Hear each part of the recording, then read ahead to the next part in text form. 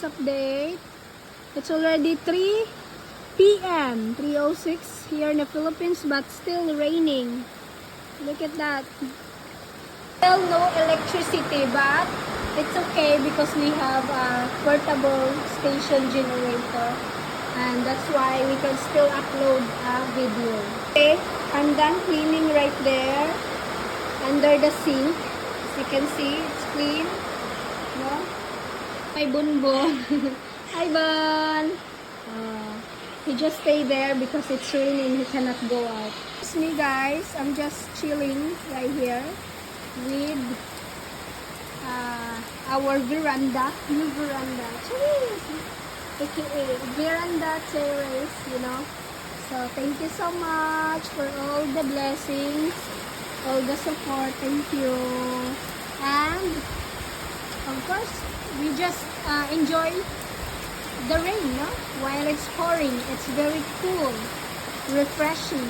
But we cannot go out, guys. We cannot do groceries at the same time.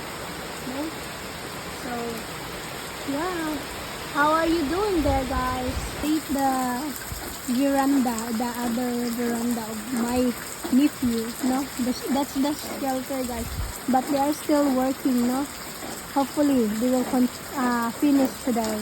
Even it's raining, they still keep continue working. That's my nephew and my cousin. Yeah, it's raining, guys. Look at this. Rain, go away. Give me thumbs up, guys. No? Here, guys, please give me thumbs up. Marge Lida, if you're new to my channel. I'm Filipina, no? So, yeah. That's it only. Just quick update our days today. What we did. So, thank you for watching. Give me thumbs up. And by the way, wait, hold on. My mom, look at her. She's enjoying with her new flower pot. Hi, Mama! Hi, Mama! Hi! Oh, diba?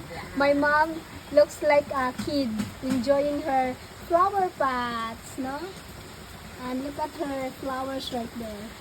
Oh, pretty na. Look pretty. That's the toy of my mom. Toys. No? Oy, someone enjoying the rain. A kiddos. Look at, who's that girl?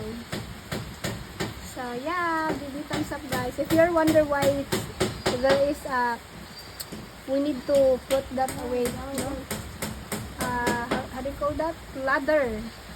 My cousin, he